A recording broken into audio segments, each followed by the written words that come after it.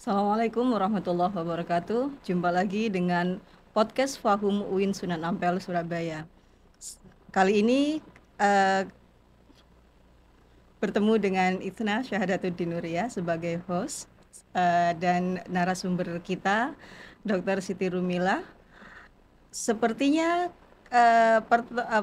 podcast kali ini sangat kompleks ya Bu ya. Saya dari sastra Inggris dengan background sastra, kemudian Bu Rumilah dari Sasindo, Sastra Indonesia, dengan kepakaran linguistik. Dan kebetulan kali ini kita akan berbicara tentang salah satu bagian dari linguistik, yaitu pragmatik. Sebagai orang yang tidak mengerti linguistik, mungkin saya akan belajar banyak pada Bu Rumila hari ini. Apa kabar Bu Rumila? Alhamdulillah baik Bu Isna. Kabarnya penuh ceria ya. Oke, ini kita hari ini berkomunikasi banyak ya Bu ya tentang ya sebenarnya kita berhubungan dengan manusia lain kan, ini bagian dari komunikasi. Nah itu yang ingin saya bahas hari ini. Mungkin kalau bagi Bu Rumila istilahnya itu tindak tutur ya, tapi kalau bagi saya itu apa ya, cara berkomunikasi, karena saya tidak paham ini. Begini Bu, ada sesuatu yang ingin saya bicarakan, saya diskusikan hari ini. Khususnya tentang gap communication yang kita temui di masyarakat, khususnya di kampus, karena kita ya sehari-hari di kampus ya bertemu dengan anak-anak muda ini ya, Gen Z, yang menurut kita namanya sekarang katanya Gen Z atau apalah, bahkan Renal Kasali menyebutnya generasi strawberry atau apa, saya kurang ini ya. Tapi yang saya yang saya perhatikan memang ada gap dalam menggunakan bahasa dalam berkomunikasi. Menurut Bu Rumilah bagaimana? Ya, terima kasih Bu Isna, dan tentunya saya menyapa kepada semua pemirsa di channel Fahum ini. Berbagai tuturan tentu kita harus memperhatikan. Jadi siapa yang diajak bicara, kemudian konteksnya apa, kemudian juga dari sisi waktu, dan itu semuanya mempengaruhi makna yang akan berimplikasi pada tindakan dalam melakukan sesuatu. Nah, di dalam bertutur tadi yang disampaikan Bu Isna bahwa ini semuanya bagian dari komunikasi, ya, bagian dari komunikasi, dan tentu di dalamnya ada tindak tutur itu. Dan ini juga di dalam linguistik bagian dari kajian pragmatik. Jadi tindak tutur ini tentu banyak hal yang harus diperhatikan gitu ya. Terutama kalau tadi menyinggung tentang usia ya, tentang usia memang selama ini seringkali juga menjadi kendala. Anak-anak muda kadang bertutur dengan orang yang istilahnya secara usia ya, secara usia itu yang mestinya harus dipilih secara diksinya gitu ya. Tapi kadang karena pola pembiasaan di setiap harinya mereka kadang-kadang kurang memfilter. Nah, disitulah bagian dari edukasi bagi kita, bagaimana mereka harus menempatkan diksi atau pilihan kata secara tepat.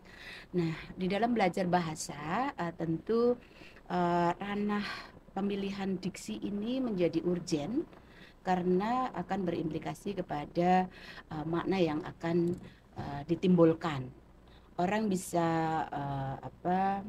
memunculkan efek nyaman dan tidak nyaman, atau bahkan juga istilahnya berkenan atau tidak berkenan, kadang juga bergantung pada tuturan yang dimunculkan tadi. Nah, tentu kaum muda ini juga harus tahu dengan siapa mereka bertutur ya, maka di situ juga ada peranan budaya ya, ada peranan budaya terutama di wilayah Indonesia begitu ya, dengan adat, dengan kultur ketimuran, maka diksi-diksi yang dipilih tentu juga harus sesuai ya, harus memperhatikan aspek makna yang memungkinkan apakah ini memunculkan makna negatif ya, atau positif, dan itu harus dipilih. Kalau di dalam ranah tulis maupun lisan, dalam situasi formal, maka denotasi itu atau makna denotasi itulah yang lebih kita pilih. Tetapi dalam aspek tertentu, kalau kita istilahnya yang non formal gitu ya, kita bisa menggunakan yang konotasi yang positif ya, misalnya gitu ya. Kalau kita mengenal kata istri, istri itu mengandung makna denotatif, ya, apa adanya. Itu Iya. lebih kita pilih dibanding dengan kita memilih bini, ya, Oke. ataupun yang lain. Iya. Kata meninggal, ya, itu lebih bermakna netral dibanding dengan kata gugur, wafat, ataupun juga Mati. mampus atau mati, Iya. gitu ya. Lah itu seringkali kita harus bisa memposisikan diksi-diksi itu secara tepat, gitu ya, dalam tuturan. Nah, itu Bu Isna. Nah, sekarang ini kan yang menjadi persoalan anak-anak seringkali latah. Nah, latah mengikuti media sosial gitu ya, dengan penggunaan istilah-istilah yang populer Iya, ya, itu yang ingin saya yang tanyakan iya. sebenarnya. Oke. Dan itu seringkali menjadi bahan renungan bagi kita, terutama kaum ini ya, sebagai pendidik Pendidik, gitu oke. ya. Kita harus ya paling tidak memberikan warna yang berbeda agar mereka juga tahu bahwa ini tidak pantas digunakan, dan ini ataupun sebaliknya, seperti itu Bu Isna. Ya. Iya, kalau kita kembali ke pengalaman kita kan juga pernah muda ya Bu ya. Iya, ya benar-benar. Pernah melakukan apa namanya, cara berkomunikasi yang jenengan apa namanya, istilah jenengan menggunakan kata latah gitu ya. Iya. Jadi zaman saya kecil juga pernah terjadi yang seperti itu. Cuman bedanya begini Bu, jadi orang tua saya dulu itu kalau sampai ada anak-anaknya yang menggunakan bahasa yang menurut mereka dalam tanda kutip latah yang kata Bu Rumilah tadi, itu kami langsung dimarahi. Langsung dimarahi, berhenti saat itu juga. Sehingga mungkin termasuk saya menggunakannya di luar, tidak di dalam rumah. Itu yang pertama. Kemudian yang kedua, yang sering menggunakan kata itu mostly laki-laki. Kebetulan adik saya laki-laki. Jadi adik saya tidak bisa mengerem lah, katakannya begitu. Iya. Kalau saya di rumah itu saya harus tahu diri. Ini pasti orang tua saya marah gitu ya kalau menggunakan, apalagi kalau bahasa itu ya dalam tanda kutip itu ya bahasa-bahasa apa namanya ya? Slang. Bukan slang, bukan cuman slang, apa ya? Kalau di Surabaya apa istilahnya itu, bahasa miso gitu loh, sekitar Oh, oke. Iya, semacam bagian dari gitulah ya, ya, ragam slang gitu ya ya. semacam itu. Eh, jadi dulu itu zaman saya maksud saya ya, Iya. laki-laki itu lebih banyak menggunakan bahasa itu daripada perempuan yang notabene pada saat itu lebih banyak ngeremnya. Nah, kalau kondisi yang kalau sekarang itu banyak orang tua yang memahami lah, oh ya udahlah anak muda dan lain sebagainya. Apa pergeseran budaya itu juga mempengaruhi Bu? Tentu ya, kadang-kadang orang tua itu sekarang lebih apa ya, merasa Lentur atau lentur atau berterima gitu oh ya dengan ya. kondisi yang seperti itu. Tapi bagi kita tentu sebagai orang tua juga harus menanamkan edukasi, nilai-nilai moral gitu ya, yang harus juga disampaikan kepada anak, bahwa kata ini secara istilah apa maknanya. Kalau kita sebagai orang tua semisal belum tahu ya, apa sih yang dimaksudkan kata yang diucapkan itu gitu ya, kita butuh klarifikasi.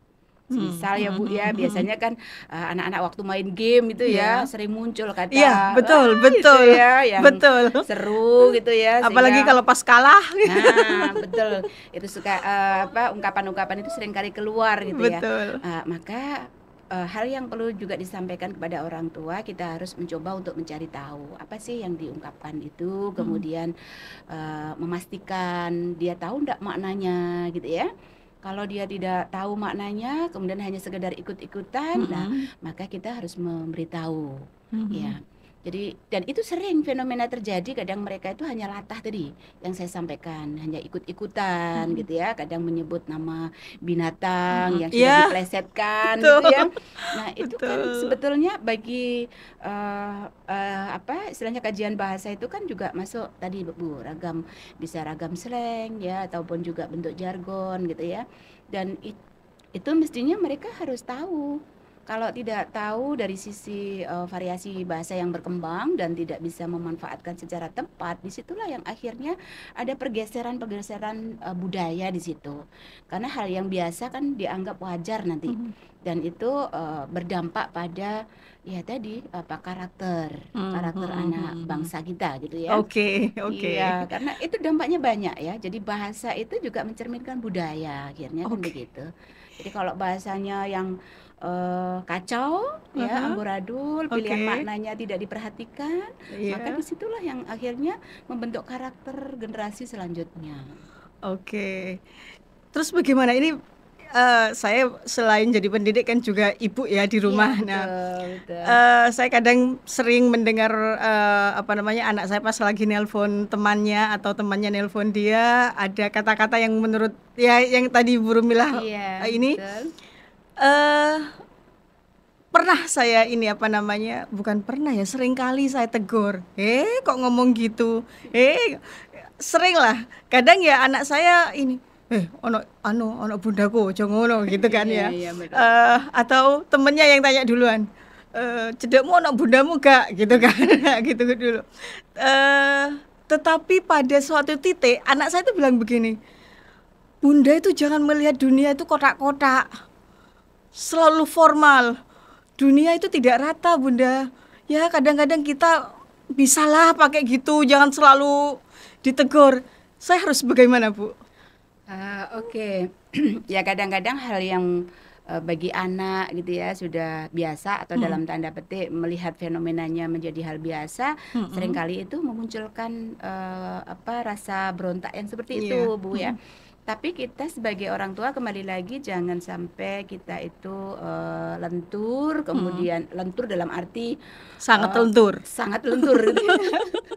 Bahkan, membiarkan gitu ya, Mhm, apa adanya atau dalam arti membiarkan apa saja yang diungkapkan oleh anak. mhm, Kita, selalu butuh, apa istilahnya ya, keingintahuan kita terhadap anak kita itu, mhm. perkembangan kebahasaan pun kita juga harus, mengikuti gitu ya. Karena kembali lagi bahwa seringkali anak-anak itu tidak tahu. Saya juga pernah ya, mendampingi anak ketika bermain, kemudian apa Oh ya? ya, Iya, celetukan-celetukan itu kemudian saya coba tanya, "Apa Dik yang kamu sampaikan?"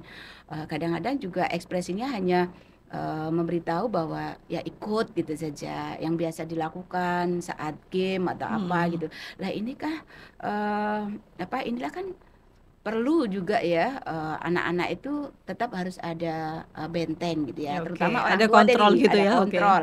Seperti tadi ya ketika ada orang tua, anak sudah mulai ada, rem tadi ya, Mhm, keberadaan kita itu mhm, mhm. diantaranya juga berfungsi, sebagai kontrol tadi. Kalau kita biarkan terus bagaimana generasi kita, kan gitu.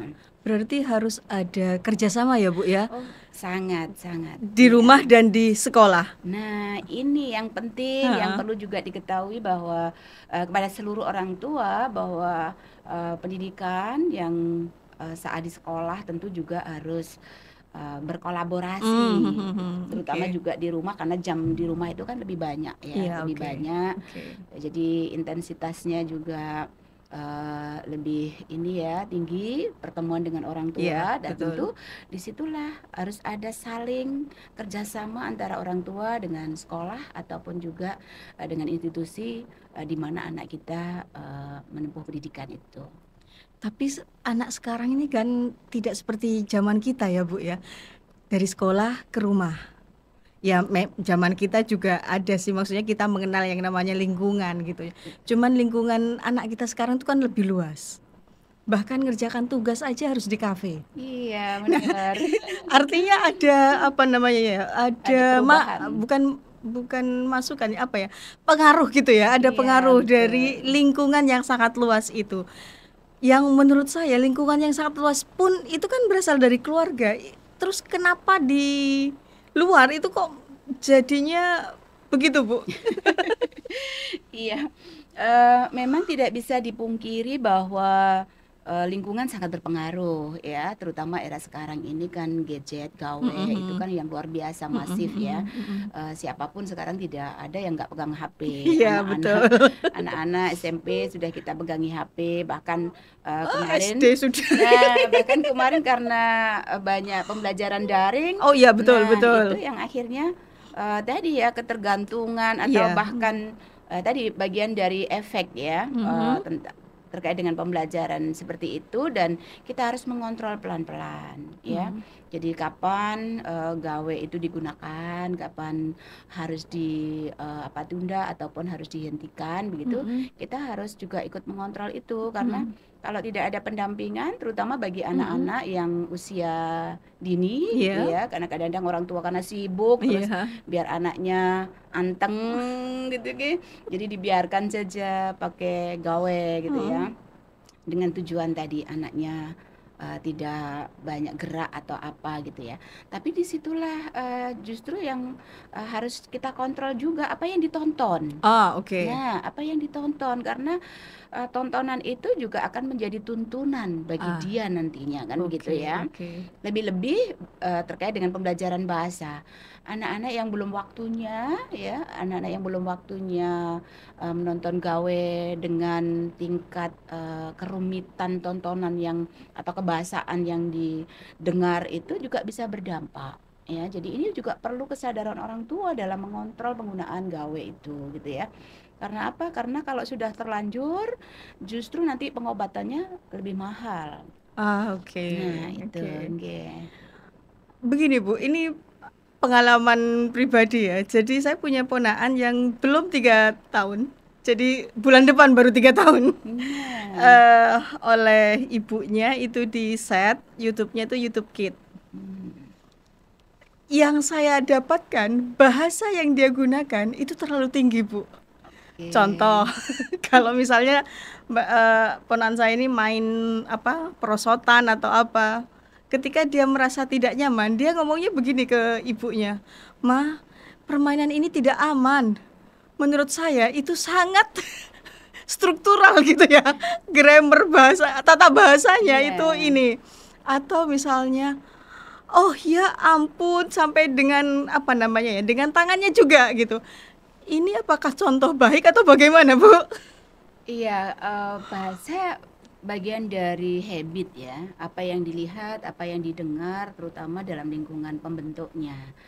Jadi anak-anak yang sudah dibiasakan dalam lingkungan yang menggunakan bahasa yang kompleks, misal Mhm. seperti itu, maka hasil yang diproduksi anak juga memungkinkan yang keluar seperti itu gitu ya.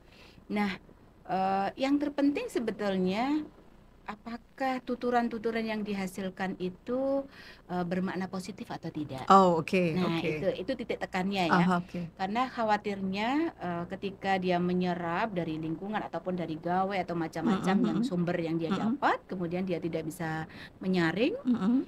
kemudian dia tidak tahu maknanya dan tiba-tiba itu terlontar saja. Nah, itu kan Oke. bahaya sekali ya. Iya iya. Lebih-lebih di dalam ruang publik, Oh misal iya, seperti itu betul gitu betul ya. betul.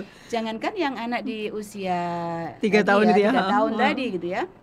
Kadang di usia yang lebih lanjut saja menempatkan diksi ya, itu juga perlu juga ini ya selalu harus belajar gitu ya. Oke. Karena kapan ditempatkan kata itu gitu ya. Semisal dalam tuturan yang ada di lingkup mahasiswa saja Mhm, ya, iya semisal iya iya, kita gitu ya. oke.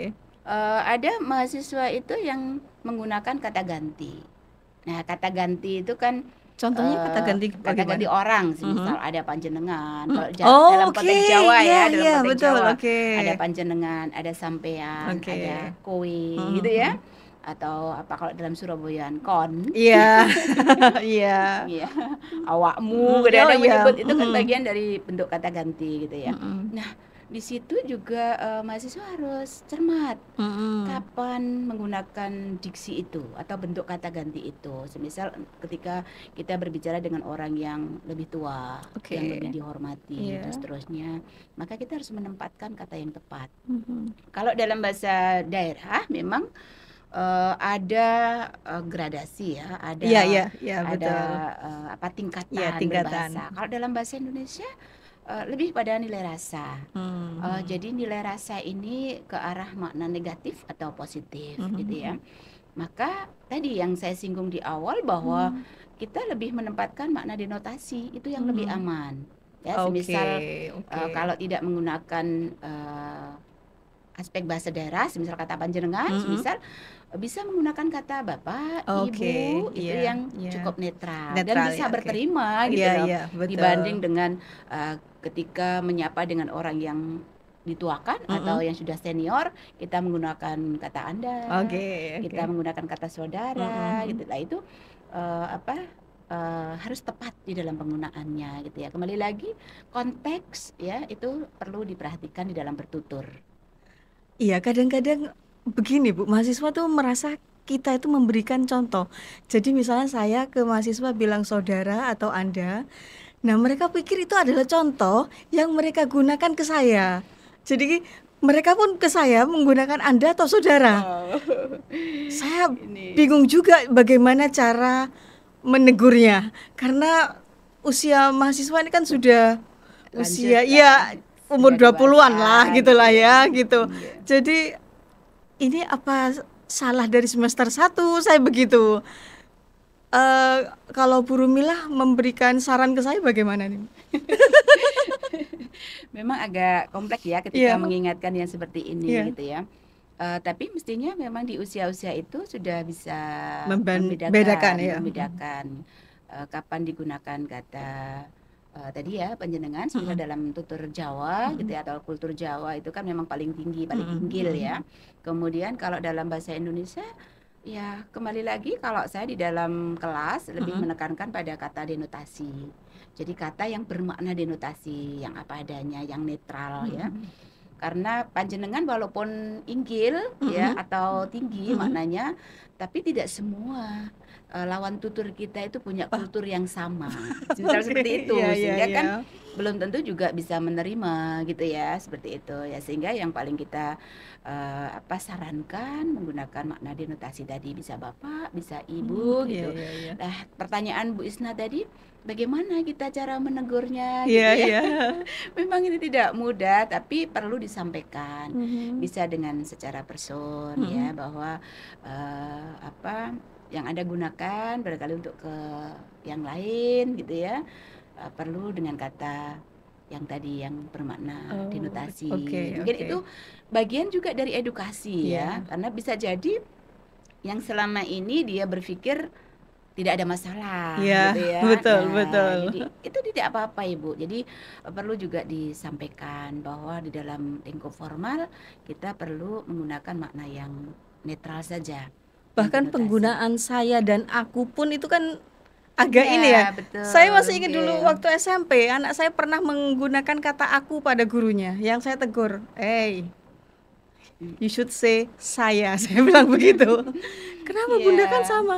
Beda. Kalau kamu sama temanmu aku nggak apa-apa. Kalau sama gurumu, please saya. Saya bilang begitu. Iya, benar sekali. Betul ya, Bu? Iya. Ya, oke. Iya, jadi benar sekali. Jadi itu lebih pada penggunaan non formal ya. Hmm. Jadi dalam ragam bahasa itu kan macam-macam ya. Jadi ada ragam berdasarkan situasi formal Hmm. ya atau istilahnya juga resmi, Hmm. kemudian santai gitu Hmm. ya atau non formal. Hmm. Maka mereka harus memilih diksi yang tepat tadi. Kalaupun terkait dengan itu sudah diperhatikan, perlu juga melihat lawan tuturnya siapa. Kalau Oke. sesama teman, ya tadi ya untuk ragam keakraban, Iya, iya. semisal tidak masalah. Tapi kalau di dalam situasi formal, resmi, ya harus digunakan standar yang sesuai, seperti itu. Nah, itulah Oke. perlunya mereka harus tahu belajar ragam bahasa, ya, Hmm. eh, dengan segala diksi yang mengikuti tentunya, gitu ya. Hmm. Jadi kalau ragam-ragam yang di pasar Iya, ya tentu oke. juga harus disesuaikan, tidak perlu harus menggunakan bahasa baku. Oke. Jadi Oke kita oke. harus menyesuaikan Mhm konteks ya. mhm Kalau ragam sastra, misal Bu mhm. Isna, Iya. ketika menulis karya sastra, ya tentu juga harus menyesuaikan ragam sastra itu seperti apa karena lebih mengutamakan keindahan, semisal ya Mhm estetika, mhm. ya maka di situ diksi-diksi yang dipilih tentu juga menggunakan ragam yang berbeda, semisal penuh dengan majas, ya Oke. penggunaan Iya istilah-istilah yang iya, menarik, betul ya betul. seperti itu. Jadi mereka harus tahu bagaimana bisa menempatkan diri di dalam bertutur. Kembali lagi menempatkan diri dalam bertutur. Oke. Oke, alhamdulillah Oke. saya menemukan apa ya, eee, akhirnya saya bisa menemukan, kenyamanan untuk belajar linguistik ini, Bu, ya. Gitu Karena ya. hari ini kita belajar Ya. implementasi dari linguistik Iya, itu di betul. masyarakat, bagaimana kita harus apa namanya ya, menggunakan ilmu yang mungkin di kelas kita dapat teorinya, kemudian di apa namanya, di Di masyarakat kita masyarakat. mengimplementasikannya itu bagaimana. Nah, ini salah satunya itu, tindak tutur. Iya, Baik betul. apakah itu, ada gap di ketika kita berkomunikasi, karena perbedaan usia atau perbedaan struktur sosial dan lain sebagainya. Baik Ibu Rumilah, kira-kira ini closing statement-nya bagaimana? Oke, terima kasih. Mhm. Intinya begini ya, bahwa ketika kita berkomunikasi, dalam arti kita bertutur, di situ kita harus memperhatikan ada hal yang perlu menjadi catatan di dalam proses memilih kata. Disitulah peran ada linguistik, kesantunan linguistik maupun juga kesantunan pragmatik ya. Jadi Mmm. disitulah kita harus menggali terus. Kadang kita melakukan komunikasi dengan teks tertentu tapi tidak tahu makna di balik tuturan itu. Itu juga harus menjadi perhatian kita. Nah, dalam arti untuk generasi kita mendatang bahwa ketika kita ingin berkomunikasi efektif gitu ya, makna tersampaikan dengan baik, tidak memunculkan masalah bagi lawan tutur, maka kita harus memperhatikan apapun atau hal-hal yang terkait dengan tindak tutur tadi ya. Bahkan perlu dengan aspek-aspek yang tadi ya Pak istilahnya di luar teks saja. Jadi di luar teks saja ada aspek yang mendukung itu ya, ada tone ya, Mmm, mhm intonasi, mhm. ada gestur. Maka kita harus tempatkan.